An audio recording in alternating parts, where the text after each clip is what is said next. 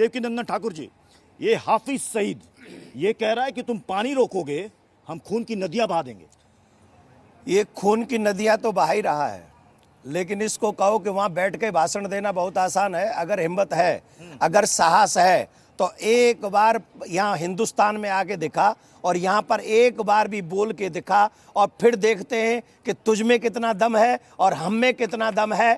तू यहाँ से वापस जाके दिखा, फिर हम तुझे बताएंगे कि तेरी माँ ने तुझे कितना दूध पिलाया है। अरे निहत्तों पे शस्त्र उठाना, निहत्तों पे गोली चलाना, ये तो कोई भी कर सकता है। ये तो कायर करते हैं, ये बुज़दिल करते हैं। अगर हिम्मत है तो सामने आ, युद्ध कर। तेरे हाथ में भी शस्त्र होगा और इस भारतीय लोगों के हाथों में भी शस्त्र होगा, और फिर देखते हैं किसकी मां ने कितना दूध पिलाया है, और तब पता चलेगा। मौलाना एजाजुल हक, आप सुन रहे हैं?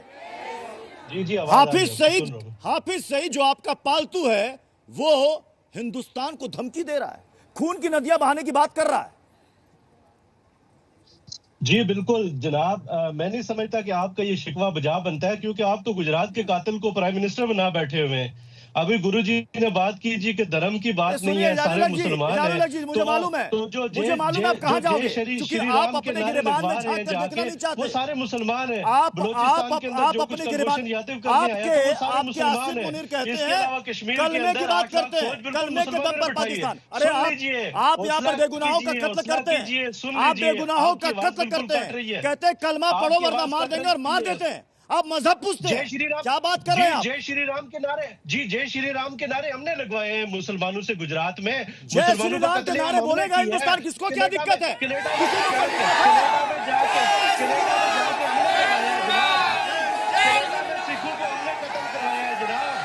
कनाडा को सिखों में कत्ल करवाने के लिए हम गए थे जनाब। ये भारत माता की जय के भी नारे लग रहे हैं। सुन लीजिए एजाजुल हक साहब, भारत माता की जय के भी नारे लग रहे हैं। ये भारत माँ के सपूत हैं। आवाज जा रही होगी, फिर से सुन लीजिए, आवाज जा रही होगी, सुन लीजिए। ट्रेन के ऊपर हमला हुआ, उसके ऊपर जश्न बनाने वाले आप लोग थे। मैंने शुरू में कंडेम किया कि किसी भी बेगुनाह शख्स को अगर कत्ल किया जाएगा। सुन लेना, बात सुनते हो ना, आप बात सुनते ही नहीं है। आप अपनी बात करते जा रहे हैं, आप अपनी बात करते जा रहे हैं, तो उसका अच्छा नहीं है कि हम अपने सामने टीवी ऑन करके आपकी बातें सुनते रहते हैं। ये देखिए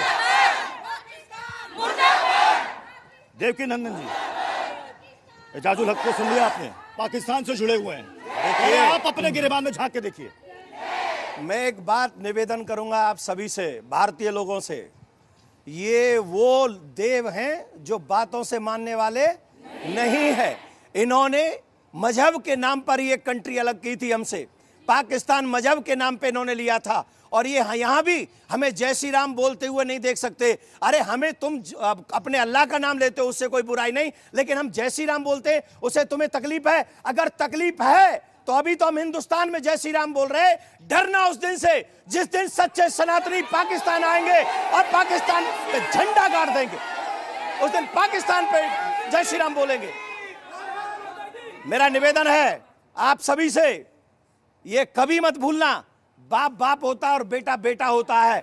हम तुम्हारी प्रगति से कभी दुखी नहीं है, हम चाहते हैं कि तुम्हारी भी प्रगति हो, लेकिन तुम हमारी बहन बेटियों को विधवा करो, ये हम कतई बर्दाश्त नहीं करेंगे, कतई। तुमने 27 जाने ली है, वेट एंड वॉच। पाकिस्तान याद करे इस बात को, अब तैयार हो जाए ताबूत उठाने के लिए, और देखे लाश गिनना मुश्किल हो जाएगा। अब हमारी भारतीय सेना ऐसा बदला लेगी तुमसे। एजाजुल हक जी जवाब मिला आपको? जी जी एजाजुल हक जी जवाब मिला आपको? जी ये गुस्सा देख रहे हैं आप? फोन करके आप गुस्सा बात सुनते नहीं है ना, आपका मसला ये है ना कि आप बात सुनते ही नहीं है किसी की। आप हमें भी बात करने का मौका दें। आपने अगर हमें शो में बुलाया तो आप कम से कम बात करने का मौका दें। हमें आपके जय श्री राम कहने से कोई इतराज नहीं है, हमें इतराज इस बात से है कि मुसलमानों से आप जबरदस्ती जय श्री राम के नारे लगवा रहे हैं। आप कलमा पढ़िए में कोई एतराज नहीं है, आप अल्लाह अकबर कहिए में कोई एतराज नहीं है। आपके कान में जरा सा जय श्री राम चले गए, लग रहा है कान में शीशे चले गए आपके। आप बात को मिक्स अप कर रहे हैं। कलमा हिंदुस्तान में पढ़ा जाता है, पाकिस्तान से सुन ज्यादा लीजिए, खुदा का सुन नाम लीजिए, हिंदुस्तान में लिया इसमें- जाता सुन है लीजिए, और हम इसमें लेने कोई देते शक हैं नहीं इसलिए है। लिया जाता है। इसमें- हमें कोई इसमें तकलीफ कोई नहीं है, शक नहीं लेकिन है। तुम वो आपकी जरूरत ही जय नहीं श्री है, राम आप बोल रोक के सके। तुम धर्म पूछ आपकी के जरूरत तुम ही नहीं पेंट है, आप उतार रोक के सके। पता करोगे कि ये हिंदू है कि मुसलमान है, और हिंदू अगर तो गोली मार दोगे।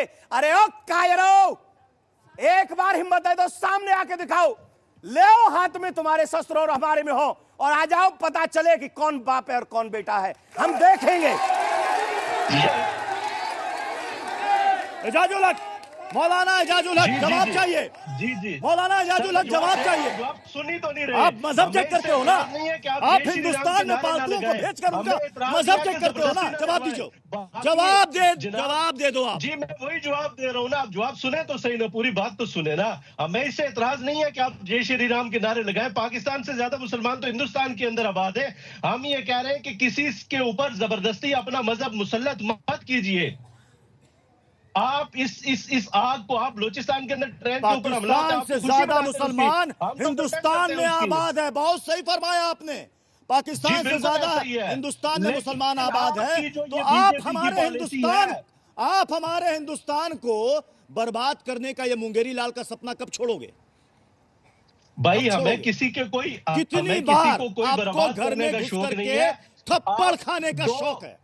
दो वाकयात से आपको बिल्कुल सारी चीजें खुल के सामने आ जाएंगी। पिछले दिनों बलूचिस्तान के अंदर ट्रेन के ऊपर हमला हुआ, आप लोगों ने खुशियां बनाई। मैं आपके शो में आया, सबसे पहले मैंने कंडेम अरे किया कि ये साहब, जो हमला हुआ है। बलूचिस्तान ये के लोग सोच आपसे और आजादी mentality चाहते हैं की बात पाकिस्तान है। की हुकूमत से। आप क्या- हुसैन जी, थैबो, आजाद हुसैन जी, थैबो, जी, खालिस्तान की तहरीक, हुसैन खालिस्तान थैबो, की तहरीक क्या चाहते हो? जनाब, तीसरी स्ट्राइक, जनाब, तीसरी स्ट्राइक चाहते हो हुसैन जनाब, थैबो?